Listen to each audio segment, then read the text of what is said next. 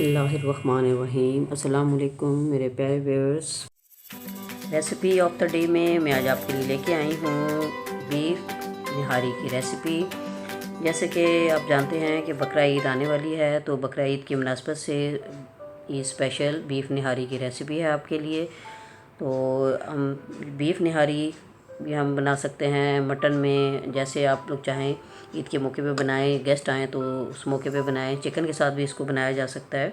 तो ज़्यादा ये ट्रेडिशनल डिश जो है ये बीफ में अच्छी लगती है। तो चलिए अपनी रेसिपी का आगाज़ करते हैं। तो जी व्यूअर्स, मैंने बीफ ले लिया है 1 kg।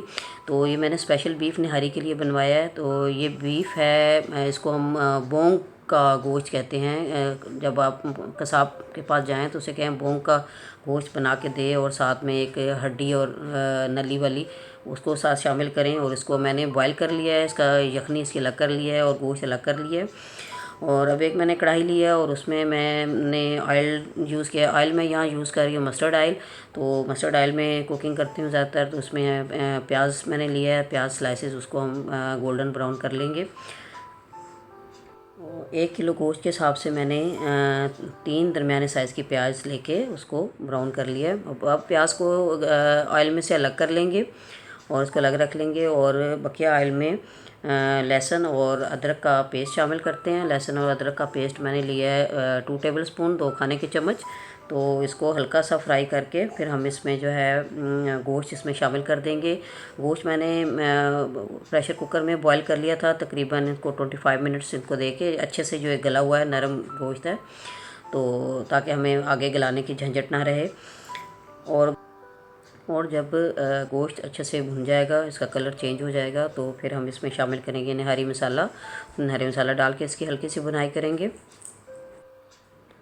तो नहारी मसाला आप घर का बना हुआ भी इस्तेमाल कर सकते हैं और बाज़ार वाला भी ले सकते हैं, चाहे शान का ले लें, नेशनल का ले लें, कोई भी ले लें नहारी मसाला।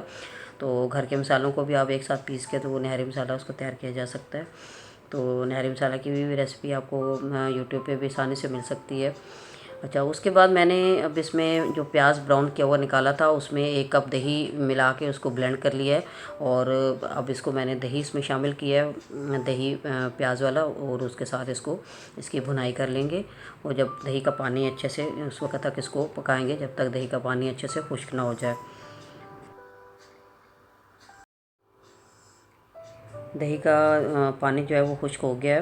तो अब मैं इसमें शामिल कर रही हूँ यखनी। पहले हम इसमें यखनी शामिल करेंगे और साथ में 1 लीटर पानी। तो तकरीबन इसकी क्वांटिटी हमने इतनी रखनी है कि ये टोटल जो लिक्विड है ये 1 लीटर के करीब होना चाहिए। कि हमने जो ग्रेवी इसकी तैयार करनी है वो कितनी नहीं होनी चाहिए, क्योंकि गोश्त तो गल चुका है, इसलिए हमने इसको ज़्यादा देर इसको इतना पकाना तो है नहीं, इसलिए हमने पानी मुनासिब इसमें शामिल करना है। तो ये देखें, तकरीबन मैंने इसको 10 मिनट के लिए इसको पकाया है और दरमियानी आंच के ऊपर। अब ग्रेवी को गाढ़ा करने के लिए हम इसमें गंदम के आटे का जो है वो पेस्ट बना के वो इसमें ऐड करेंगे। तो गंदम का आटा उसको पहले हल्का सा फ्राई पैन में हल्का सा उसको भून लेंगे। तो यहाँ गंदम का आटा मैंने तकरीबन 4 खाने के चम्मच इसमें मैंने शामिल किए हैं। 4 खाने के चम्मच जो है वो फ्राई पैन में डाल के उसको हल्की आंच के ऊपर उसको हल्का सा गोल्डन सा हम करेंगे, हल्का सा भून लेंगे ताकि उसमें कच्चापन वो ख़त्म हो जाए। और इसके बाद इसको पानी में घोल के इसका पेस्ट तैयार कर लेंगे। अब मैंने एक फ्राई पैन लिया है, अब इसको उसमें ऑयल मैंने लिया है तकरीबन 1/2 कप। तो इस ऑयल में मैंने एक प्याज उसकी स्लाइस काट के तो उसको शामिल किया है और इसको हम ब्राउन कर लेंगे और इसका लगाएंगे तड़का।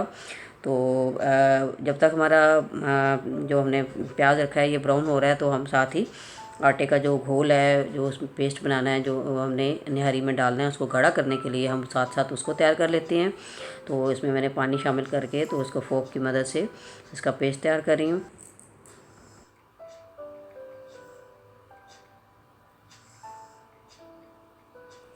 वो प्याज जो है वो गोल्डन ब्राउन हो गया है, अब हम इसको निकाल लेंगे।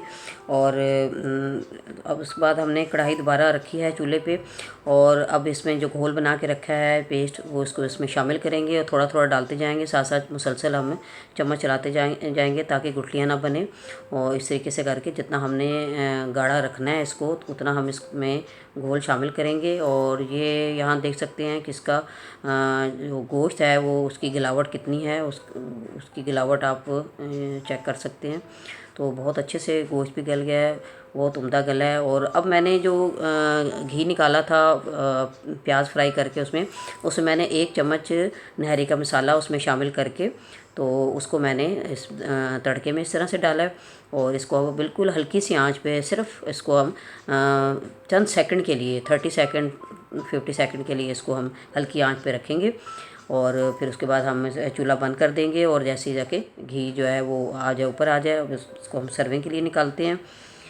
तो सर्विंग करेंगे नहारी के साथ जो प्याज फ्राई किया है वो, साथ में हरा धनिया कटा हुआ, लेमन और अदरक बारीक कटा हुआ, इन सब चीज़ों के साथ आप इसको नान के साथ या चावलों के साथ इसको आप सर्व करें। अगर आपको मेरी आज की रेसिपी पसंद आई है तो जल्दी से लाइक का बटन प्रेस करें और अच्छा सा कमेंट दें, और सब्सक्राइब अगर नहीं किया तो सब्सक्राइब करना मत भूलें। ओके, मिलते हैं एक नई वीडियो में। अल्लाह हाफिज़।